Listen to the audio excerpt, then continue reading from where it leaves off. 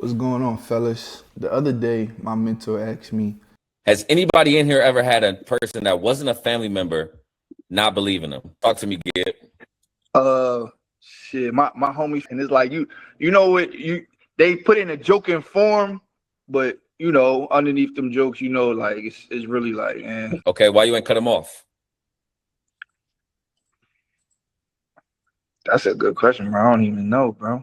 but deep down inside, I was just thinking, like, cause those my guys, like those the homies, like, are they really your friend if they aren't supporting you? And it's like, yeah, they're your friend, but like at what cost? Like you have people around you that you calling your friends, but they aren't pushing you, they aren't holding you accountable, they're not pulling you forward. And I think with me, maybe I throw the word friend around too loosely, and I think that's a common thing for most of us. We feel like the coworker that we eat lunch with, we feel like the people that gossip to us, we feel like the people that we trauma bond with are our friends, but in reality, they're not. Most likely, they're slowing us up or holding us back. Let's take it a step further, right? Or even with our parents, right? Say if you had some goals or some things you wanted to achieve and you didn't feel confident or comfortable enough to tell them your goals because you felt as though they weren't going to support you or they were going to shoot your goals down. Or maybe they don't believe in it on the same level as we do. Fellas, we call this like our environment, right? And I want to get real specific about the different types of environments and how they can impact our success and our habits. Today, we're going to touch on two different environments. We're going to touch on the physical environment and we're going to touch on the digital environment. So the best way to explain this is your physical environment is what's around you in real life. That can include your friends, your house, your city, what you see every day when you wake up. You can bet your last dollar if your room is messy, then your life is probably going to be messy. Or like if you're surrounded by lazy people, you're going to become more lazy. Statistically proven, 90% of your actions are habit-based, which are triggered by your environment. So if chaos and negativity are around you, your brain is going to adapt to chaos and negativity. Now let's talk about our digital environment. And this is the one that's a little tricky because most people don't take it seriously. This includes Instagram, TikTok, YouTube, what you listen to every day. All of that is programming your mind. One of the most powerful books I've read is called Atomic Habits. And this is one of the things exactly that Atomic Habits talks about. In the book, it says every habit is initiated by a cue. And the environment is like the invisible hand that shapes human behavior. And when people say you're an average of the 5 people you spend the most time with, that doesn't always mean physically. It could be the 5 people you listen to the most, the podcasts you listen to daily, the rappers that you're constantly hearing, the content creators you watch. That can be included in your circle as well. Because I know a lot of times when I tell people they're an average of the 5 people they spend the most time with, the first thing they say is, well, I don't hang out with anybody. I'm a loner. I hang out by myself. Physically, you might be by yourself, but when you're by yourself, you're on your phone or you're on your laptop and you're listening to these different people. Like if your feed is full of drama, drugs, women, alcohol, partying, that's what your mind starts to focus on. But if your feed is discipline, fitness, money, self-improvement, you start to think differently and move differently without even knowing. That's why you could watch food videos all day and all of a sudden you start to get hungry. Or you can watch gym content all day and feel motivated and end up going to the gym. So before we even talk about discipline, you gotta ask yourself, what environment are you living in daily? And what environment are you feeding your mind? One of the younger guys who watched my content reached out to me and asked me, do I suggest moving out of your hometown? And moving out of my hometown is probably the most important thing that I've ever done. Because it's like in your hometown, when people watching you grow up, they expect you to stay the same. When they see you every day, when they see you often, they expect for you to do the same things that you've been doing since they've known you. So when you actually make the decision to change your life and move different, it shocks them. It's weird because it's like when people start to see you change, they try to keep you in the same box. Now, it could be for many reasons. It could be because they feel as though that they can't change themselves, or they don't want you to exceed the expectations that they have for you. They don't want to see you doing better than them. We hear it all the time when rappers finally make it big. You know, they always talk about how their teacher told them they weren't going to be anything. Or the first thing that they tell rappers to do when they make it big is to get out of your hometown. When we look at different scenarios and situations such as Nipsey Hussle or Young Dolph, these are people that made it out of their hometown, gave back to their city. But even though you're going to have some people in your hometown that are going to support you and show you love, you got to understand that there's going to be people in your hometown that do not want to see you go far. One of the things that I realized when I did move out of my hometown and I began to change, people try to project your old identity onto you. So like people will say slick stuff like, oh, you're still the same person, or oh, you're not really like that. Another thing that I realized is your hometown limits your mindset. So like if you're in your hometown and nobody around you is leveling up, success kind of seems unrealistic. When I was in my hometown, I was comfortable. It was my comfort zone. Things were very predictable, and that caused me to go to the same places, keep the same habits, and the same routine. And the thing is, when you're in your hometown, it's like when people project onto you, it kind of like gives you a fear of judgment. I remember when I was in my hometown and I wanted to create my first business, my photography business, I created a whole separate page. I didn't even have my face attached to it because when people were projecting onto me, it gave me a fear of judgment. It gave me a fear of not wanting to go all in because people were watching. And another thing I noticed is when it comes to your hometown or even some of your old friends and you start to surpass them, it's like soon as you elevate, people try to humble you. And not everybody is mentally strong enough to get over that, because once you become humble, it kills your momentum and you kind of stop believing in yourself. I've had people in my old life laugh at me when they found out about my YouTube channel, telling me I was too old to start YouTube. And if I would have listened to them and cared about their judgment, my YouTube channel wouldn't be successful. I wouldn't have used YouTube as a positive platform or had YouTube as an additional source of income for me. So when that young guy asked me if I thought it was a good idea to leave your hometown, I said 1,000%. You honestly have to look at the benefits of leaving your hometown. When you leave your hometown, it pushes you out your comfort zone. A lot of us in our hometown, we stay stagnant, but when we leave, we're forced to adapt. We're forced to learn different things. We're forced to move different. Another reason is exposure. I think we underestimate the power of networking connections. Networking connections matter. So the new people that you meet, they judge you on the person that you are now. They're not judging you about the person that you were 10, 15 years ago. Also, that creates new opportunities, bigger thinking, independence, and just a new identity. It's kind of like a fresh start. You know that feeling when you went to a new school and nobody knew you and you just felt like a fresh start? Or when you move into that new apartment or that new house and you just feel like a fresh start?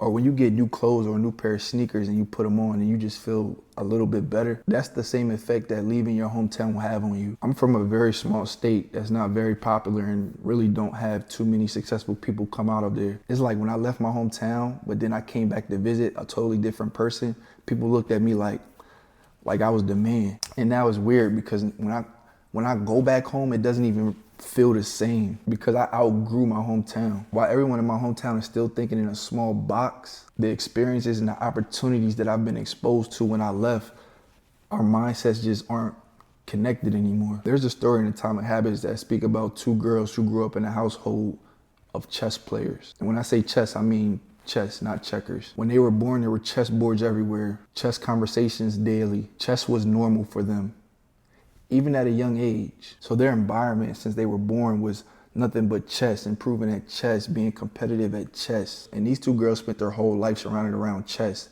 and they ended up becoming the youngest chess champions in the world because their environment made it inevitable. And the point of that story that I'm trying to get to you guys is what's normal around you becomes normal for you. Same thing with the book Rich Dad, Poor Dad. The author Robert Kiyosaki had two environments. He had his real dad who believed in trading your time for money, playing it safe, not investing, working extremely hard hour by hour for your money day by day, and having a safe mindset. Then he had his rich dad who was the total opposite, who told him about investments, saving your money, no impulsive purchases, how to take the money from your 9 to 5 and distribute your check into a savings account, and how to make your money work for you instead of working for your money. So while the real dad was giving Robert the safe mindset, the rich dad was teaching him the wealth mindset. So when he was around his rich dad, he picked up financial intelligence, ownership mindset, and discipline with money. So Robert was the same person, but they were different environments that had totally different outcomes. Let me use myself as an example.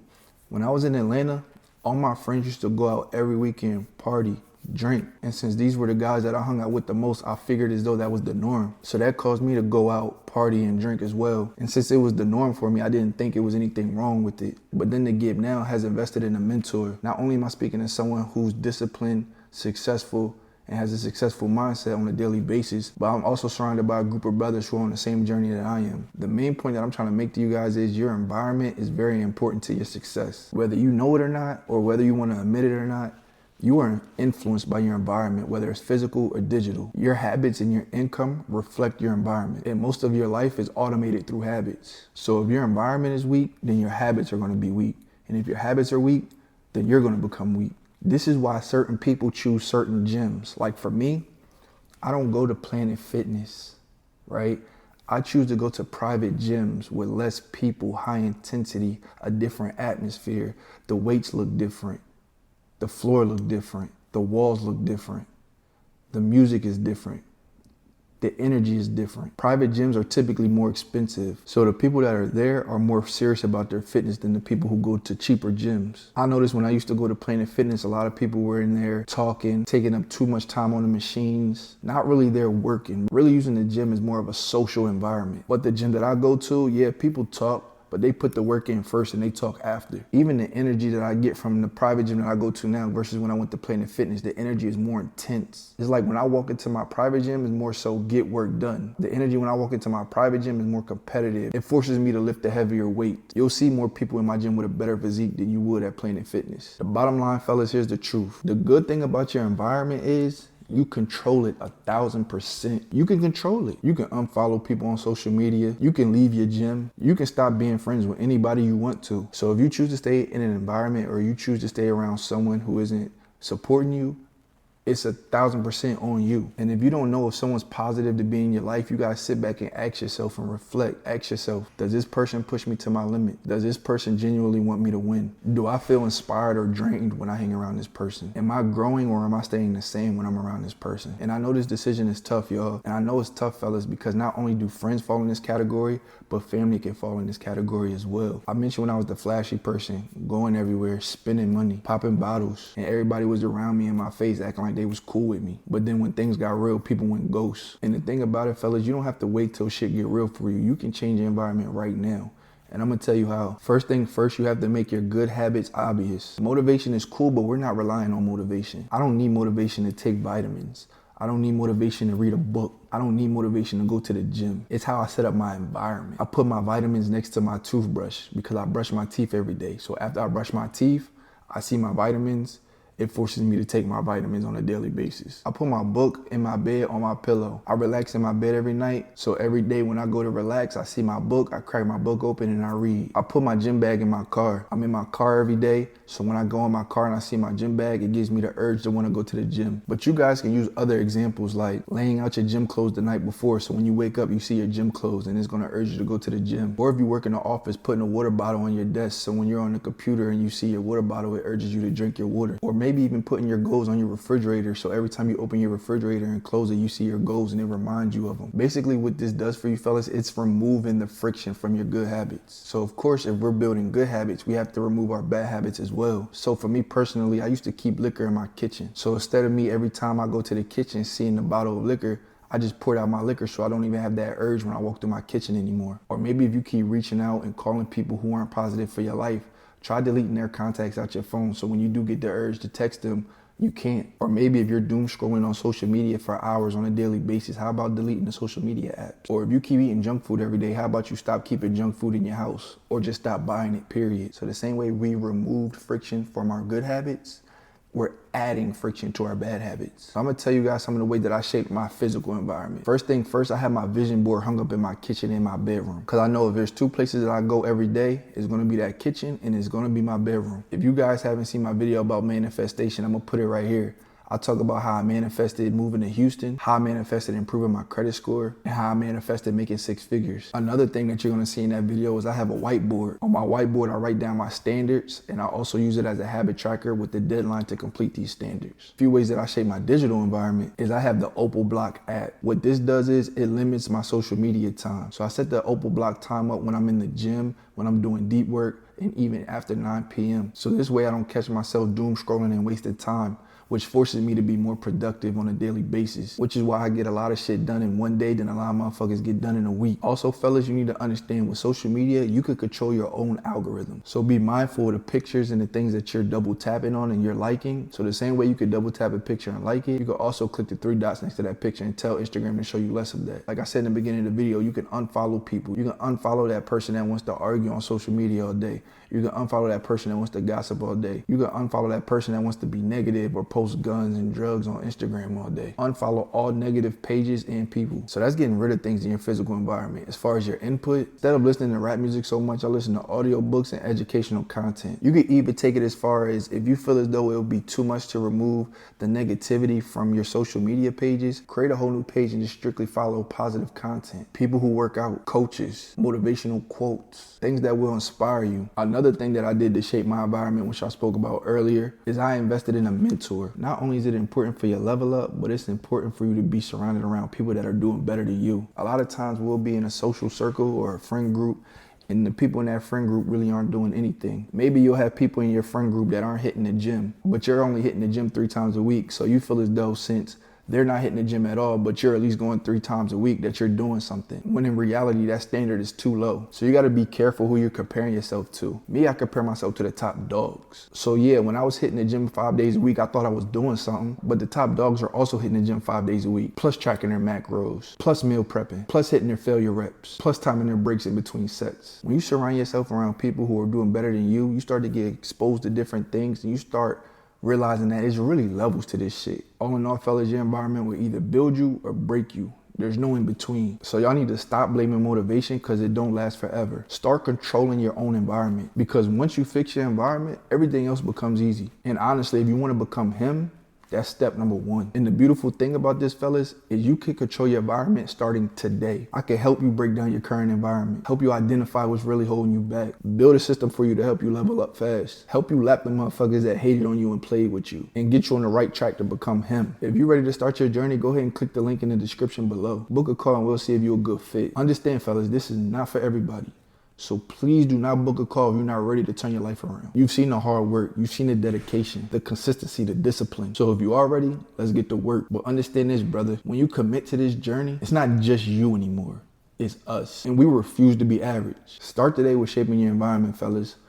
And like I said at the end of every video, make sure y'all like, comment, subscribe, follow me on all social platforms. It's time to perform.